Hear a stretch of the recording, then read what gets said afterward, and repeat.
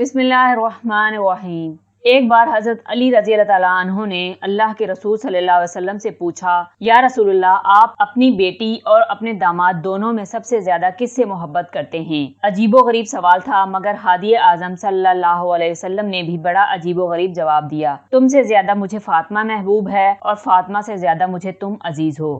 حضرت علی رضی اللہ تعالیٰ عنہ اور حضرت فاطمہ رضی اللہ تعالیٰ عنہ کے درمیان کسی بات پر ایک بار کچھ خفگی ہو گئی۔ حضرت علی رضی اللہ تعالیٰ عنہ نے ذرا سخت رویہ اختیار کیا۔ فاطمہ زہرا رضی اللہ تعالیٰ عنہ روٹ کر اپنے شفیق باپ کے یہاں پہنچی کہ باپ کو اپنا غم سنا کر دل کا کچھ بوجھ ہلکا کریں۔ پیچھے پیچھے رسول اللہ صلی اللہ علیہ وسلم کے داماد بھی گھبرائے ہوئے پہنچے اور آڑ میں کھڑے ہو گئے کہ خدا نخواستہ اللہ کے رسول صلی اللہ علیہ وسلم ناراض ہو گئے تو دین و دنیا تباہ ہو جائیں گے۔ فاطمہ رضی اللہ تعالیٰ عنہ نے اپنے شوہر کی سختی اور غصہ کی شکایت کی، ان کی زیادتی کا حال سنایا اور زارو قطار رونے لگیں۔ شفیق باپ نے اس طرح بیٹی کو روتے دیکھا تو ان کا دل بھر آیا، آپ دیدہ ہو گئے، مگر داماد کے حق میں کوئی جملہ کہنے کے بجائے بیٹی کو سمجھاتے ہوئے شفیق باپ نے کہا، بیٹی، میں نے تمہارا نکاح اس شخص سے کیا ہے جو قریش کے جوانوں میں اور اسلام لانے والوں میں سب سے افضل ہے۔ بیٹی، میاں بیوی میں کبھی کبھی ایسی باتیں ہو ہی جاتی ہیں، وہ کون سے میاں بیوی ہیں جن کے درمیان کبھی کوئی رنجش کی بات نہ ہوئی ہو؟ اور بیٹی، یہ کیسے ممکن ہے کہ مرد سارے کام ہمیشہ عورت کی مرضی کے مطابق ہی کیا کرے اور اپنی بیوی سے کچھ نہ کہے؟ بیٹی جاؤ، اپنے گھر جاؤ، خدا تمہیں ہمیشہ خوش اور آباد رکھے اور میں تم دونوں کو خوش دیکھ کر اپنی آنکھیں ٹھنڈی کروں۔